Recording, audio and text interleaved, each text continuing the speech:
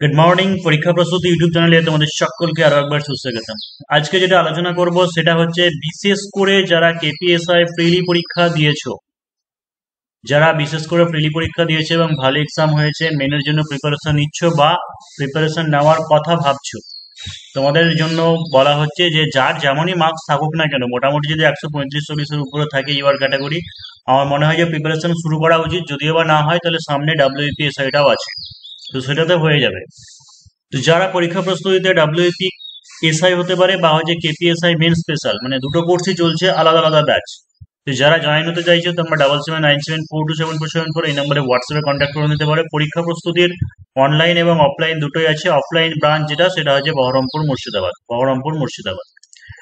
এখন এই ভিডিওতে যেটা আলোচনা করব সেটা হচ্ছে ডাব্লিউপি বা কেপিএসআই মেনে বা হচ্ছে ডেসক্রিপটিভ রিজনিং এর সিলেবাস গুলো কি কি আসতে পারে, কেমন কি, সেইগুলো আলোচনা করবে। সেই সঙ্গে হচ্ছে একটা আজকে পাজেল বা ক্রিটিক্যাল থিঙ্কিং বলতে পারো, সেইগুলো একটা সলিউশন, মানে ডেমো বা একটা প্র্যাকটিস সহ সলিউশন কিভাবে কি লিখতে হবে সেই ব্যাপারে আলোচনা করব।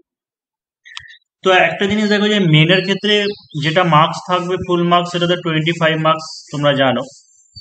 এই 25 মার্কসের মধ্যে কেমন কি মার্কস আসবে বোঝা যায় না। এর আগে হয়তো 8 নম্বরে 10 নম্বরে কোনোটা ছিল, 5 নম্বর করে থাকতো, মাঝে আবার ফ্রিলির টাইপের কিছু ঢুকিয়ে দিয়েছে এমসিকিউ এর মতো, অর্থাৎ অপশনও আছে আবার সেটাও মেন। তো প্যাটার্ন যে কোনো বার চেঞ্জ হতে পারে যে কোনো মুহূর্তে। তো দেখো যে যে যে জিনিসগুলো তোমাকে করতে হবে, 1 নম্বরে যে এসআরটি বা সিচুয়েশনাল কেস, ঠিক আছে, সিচুয়েশনাল কেস হয়তো এমন তোমাকে একটা সিচুয়েশন বলে দেবে, 4টে অপশনের মধ্যে কোনটা ঠিক, কেন, তার এক্সপ্লেনেশন দিতে হবে, এগুলো এসেছে। ক্রিটিক্যাল থিঙ্কিং বা হচ্ছে পাজেল, মানে জটিল একটা ভাবনা, তোমাকে একটা কোনো কিছু ধাঁধার মধ্যে ফেলে দেবে, সেইখান থেকে তোমাকে তার সলিউশন বের করতে হবে। পাজেল এটাও তাই, যেটা আজকে করাবো দেখতেই পাবে। তারপরে র্যাঙ্কিং থাকতে পারে বা সিটিং অ্যারেঞ্জমেন্ট, তারপরে যে ভেন ডায়াগ্রাম, তারপরে যে সিলোজিজম, ওই সব গরু হাতি, সব হাতি ঘোড়া এরকম টাইপের, বা স্টেটমেন্ট কনক্লুশন, তারপরে যে মিসিং নাম্বার। অর্থাৎ প্রিলিতে যেগুলো নাম্বার সিরিজ বা লেটার সিরিজ আসে, অনেক সময় নাম্বার সিরিজ বা লেটার সিরিজ, বিভিন্ন আহ, সংখ্যার গণনা বা হিসেব, সেই জিনিসগুলো প্রিলিতে যেমন আসে, ওখানে এমসিকিউ থাকে, অপশন থেকে মেনের ক্ষেত্রে সেইগুলো কি করতে হবে, তোমাকে হয়তো একটা দুটো লাইন এক্সপ্লেন করতে হতে পারে, এটাই। তো মেনের ক্ষেত্রে পার্থক্য কি একটাই, সেটা হচ্ছে মেনের ক্ষেত্রে তোমাকে হালকা করে কি করতে হবে, একটা এক্সপ্লেনেশন দিয়ে দিতে হবে, এটাই। প্রিলির ক্ষেত্রে শুধু অপশন টেস্ট করলেই হয়, এক্সপ্লেনেশন তোমাকে একটু দিয়ে দিতে হবে। আর যেগুলো একটু পাজেল বা ক্রিটিক্যাল থিঙ্কিং বড় বড় থাকে, সেই জিনিসগুলোকে একটু ছক কেটে লিখতে হবে। যেমন ডেমো রাইটিং একটা তোমাদেরকে দেখাচ্ছি, সেটা হচ্ছে এই যে তোমাদের সামনে স্ক্রিনের সামনে তোমাদের জন্য দেখো যে একটা পাজেল দেওয়া আছে, যে একটি পরিবারে ছজন সদস্য A B C D E F, তাদের পেশা কি বলে দিয়েছে, মনস্তত্ত্ববিদ, ম্যানেজার, আইনজ্ঞ, স্বর্ণকার, ডাক্তার এবং হচ্ছে ইঞ্জিনিয়ার। পরপর ক্রম অনুযায়ী নয়, মানে পরপর ক্রম অনুযায়ী নয়, অর্থাৎ এ প্রথমে দেওয়া আছে, এখানে পেশা প্রথমে মনস্তত্ত্ববিদ আছে বলে যে এর পেশা মনস্তত্ত্ববিদ তা নয়। অর্থাৎ ছজন সদস্য আছে এবিসিডি ইএফ এবং তাদের পেশাগুলো বলা আছে, কার কোনটা সেটা জানি না। তারপরে এখানে বলে দিয়েছে এফ একজন মনস্তত্ত্ববিদ এবং তার দাদু একজন ডাক্তার। ম্যানেজার ডি বিয়ে করেছে এ কে। এবার দেখো, এখন আর পড়ছি না, প্রসেসটা দেখো যে কিভাবে আমরা বের করব, ঠিক আছে, কিভাবে এটাকে ক্যালকুলেশন করে বের করব। যে অনেকে অনেক রকম প্রসেসে করতেই পারো, কিন্তু আমি একটা জিনিস বলবো যে মেনের ক্ষেত্রে ডেসক্রিপটিভে যেহেতু তুমি নিজে পড়ছো কিনা, সেই জন্য আমি যে প্রসেসে করাবো সেই প্রসেসে করলে মার্কস কাটার ভয় কম থাকবে। অর্থাৎ অনেকে তো এমন হতে পারে যে একজন অন্য কারো দেখে কেউ বের করেছে, সেটা থেকে দেখে টুকে বসিয়ে দিয়েছে। তো সে আমি তর্ক বিতর্কে যেতে চাইছি না, কিন্তু আমি যেভাবে যে প্রসেসে বলবো সেই প্রসেসে যদি করো তাহলে অবশ্যই ফুল মার্কস পাবে। তাহলে সেই ক্ষেত্রে কি করতে হবে, প্রথম ঘরে একটা ঘরে নাম লিখলাম, তারপরে আছে যে পেশাগুলো দেওয়া আছে সেই পেশাগুলোকে পরপর লিখে দাও, মানে হচ্ছে মনস্তত্ত্ববিদ, তারপরে পেশার নাম কি আছে, ম্যানেজার। তাহলে দেখো আমি লিখে দিলাম যে 1 নম্বর হচ্ছে নাম, মনস্তত্ত্ববিদ, ম্যানেজার, আইনজ্ঞ, স্বর্ণকার, ডাক্তার, ইঞ্জিনিয়ার। তারপরে একটা লিখলাম যে লিঙ্গ, মানে পুরুষ না স্ত্রী, সেটা লিখে দিলাম। তো নাম আছে, তার নামের নিচে নিচে কি করছি, A B C D E F, ঠিক আছে, ছজনের নাম লিখে দিলাম। দেখো এবার যেটা করতে হবে, এখান থেকে পড়ো যে এফ একজন মনস্তত্ত্ববিদ। এফ একজন মনস্তত্ত্ববিদ অর্থাৎ এফ এর আমরা পেশা যেটা সেটা আমরা বুঝতে পারছি। ঠিক আছে, এফ এর পেশাটা কি হলো? মনস্তত্ত্ববিদ। তাহলে মনস্তত্ত্বের ঘরে টিক মারলাম। তাহলে এফ যদি মনস্তত্ত্ব হয়, একটাই তো পেশা হবে।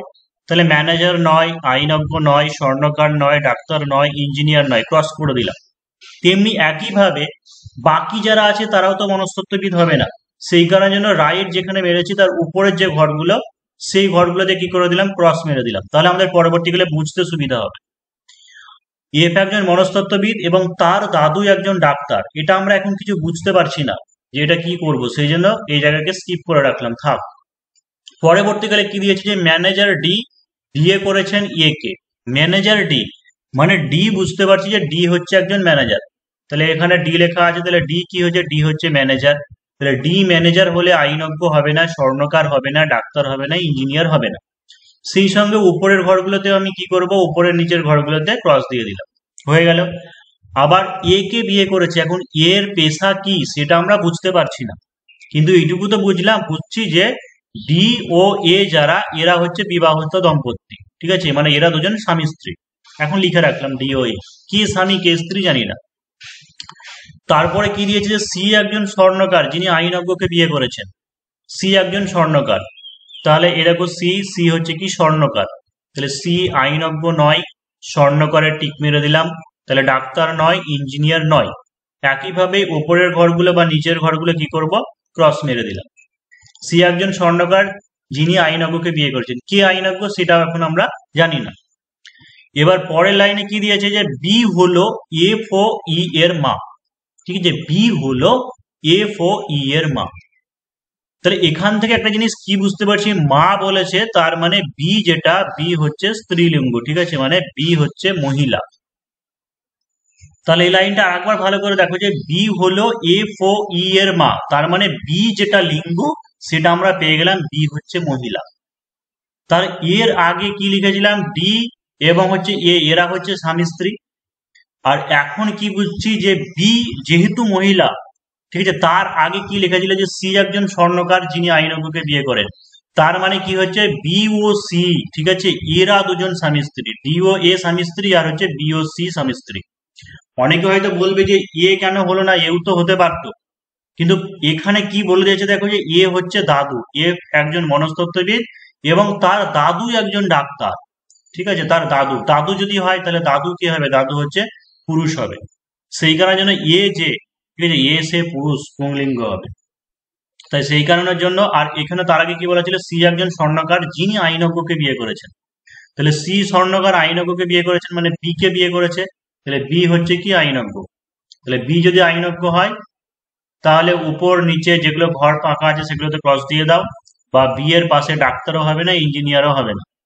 আর আমরা এখন পেয়ে গেলাম যে ই এফ এর মা বলে দিয়েছে, মানে ই এফ তারা কি দুই ভাই বোন হতে পারে বা দুই বোন হতে পারে, সেটা আমরা জানি না। সন্তান, দুজন সন্তান, তাদের লিঙ্গ এখানে বলে দেয়। তাহলে কি হচ্ছে যে এ হচ্ছে ডাক্তার, তাই তো? মানে আমরা কি পেলাম? যে এ হচ্ছে একজন ডাক্তার। এ যদি ডাক্তার হয় তাহলে এর লিঙ্গটা কি? এর লিঙ্গ হচ্ছে পুরুষ, এ হচ্ছে পুরুষ। আর একটাই ঘর ফাঁকা আছে দেখো, যে সেটা হচ্ছে ই এর ঘর, মানে ই হয়ে যাচ্ছে তাহলে ইঞ্জিনিয়ার, ই হয়ে যাচ্ছে ইঞ্জিনিয়ার। তাহলে দুজোড়া বিবাহিত দম্পতি আছে, দুজোড়া বিবাহিত দম্পতি আছে তাই বলেছে। তার মানে ই এফ তো বাদ। তাহলে এ, এর সঙ্গে কার বিয়ে হয়েছে? ম্যানেজার ডি বিয়ে করেছে কাকে? একে। ম্যানেজার ডি বিয়ে করেছে একে। তার মানে ডি যে হচ্ছে, ডি হচ্ছে, মানে এ কে বিয়ে করেছে। এ যদি পুরুষ হয়ে যায় তাহলে ডি কি হচ্ছে? ডি হচ্ছে মহিলা, ডি হচ্ছে মহিলা। আর একটা কাপেল কি আছে? বি ও সি আছে। তাহলে বি যদি মহিলা হয় সি কি হবে? তাহলে সি হচ্ছে পুরুষ।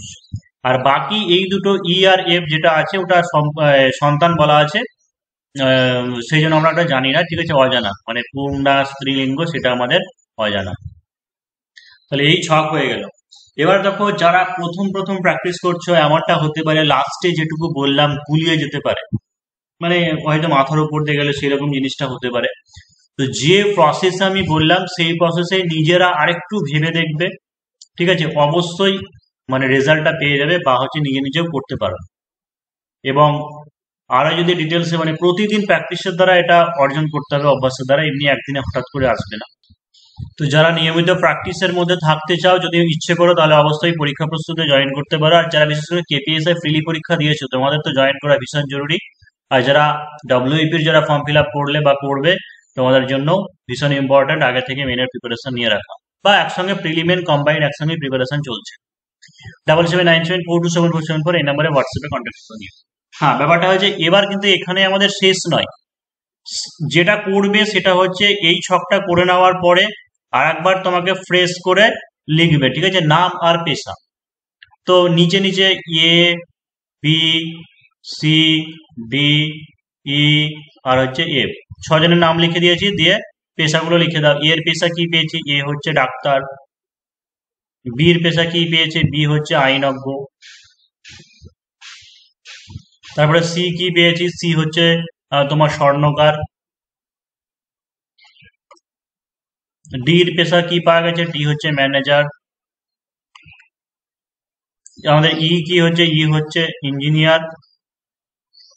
আর এফ, এফ হচ্ছে কি? মনস্তত্ত্ববিদ। এফ হচ্ছে মনস্তত্ত্ববিদ। এফ হচ্ছে মনস্তত্ত্ববিদ। তাহলে দেখো, এখানে যে কোশ্চেন আমি দিয়েছিলাম সেটার 1 নম্বর কোশ্চেন বেরিয়ে গেল যে কার পেশা কি। ঠিক আছে, তো এটা 1 নম্বর দিয়ে লিখে দিতে পারি যে কার পেশা কি, সেটা হয়ে গেল। পরপর আমরা লিখে দিলাম। আর যদি আবার না বলতো, তবুও আর একবার ফ্রেশ ভাবে আমরা এই জিনিসটা করে দিতাম। আর 2 নম্বর হচ্ছে এ ই এর কি হয়, এ এবং ই এর সম্পর্ক কি। তাহলে দেখো, এফ এর দাদু যদি এ হয়, তাহলে কি ই এরও তো দাদু, তার কারণ ই এফ তারা দুজনের সন্তান বলেছে। তাহলে কি হচ্ছে? এ ই এর দাদু। এ হলো ই এর দাদু। এইভাবে ফ্রেশ করে করে দেবে। ঠিক আছে, একদম ফুল মার্কস, 5 নম্বর 8 নম্বর 10 নম্বর যাই থাকুক না কেন, কেউ তোমাকে আটকাতে পারবে, নাম্বার দিয়ে দেবে। আর ব্যাপারটা হচ্ছে, কেউ ধরো কিছু পড়েইনি, বেরি করলো না, কেমন ভাবে কিছু না ভাবে, শুধু এ দিয়ে নাম দিয়ে এইভাবে পাশে পাশে উত্তর লিখে দিল, সেই ক্ষেত্রে নাম্বার কেটে দিলে কিছু করার নেই। তো যাই হোক, এই ছিল আজকে ডেসক্রিপটিভের একটা ডেমো, সেই সঙ্গে হচ্ছে সিলেবাস তোমাদের আলোচনা করে দিলাম। যারা নতুন কিছু ক্যান্ডিডেট হয়তো যারা বুঝতে পারেনি শেষের দিকে, আর একবার পিছিয়ে দেখতে পারে ভিডিওটা, বা হচ্ছে যে প্রসেসে বললাম সেই প্রসেসে নিজে নিজে করো, আনসার তোমাকে ডেকে নেবে। ঠিক আছে, তুমি নিজেই করতে পারবে যে প্রসেসে দেখা।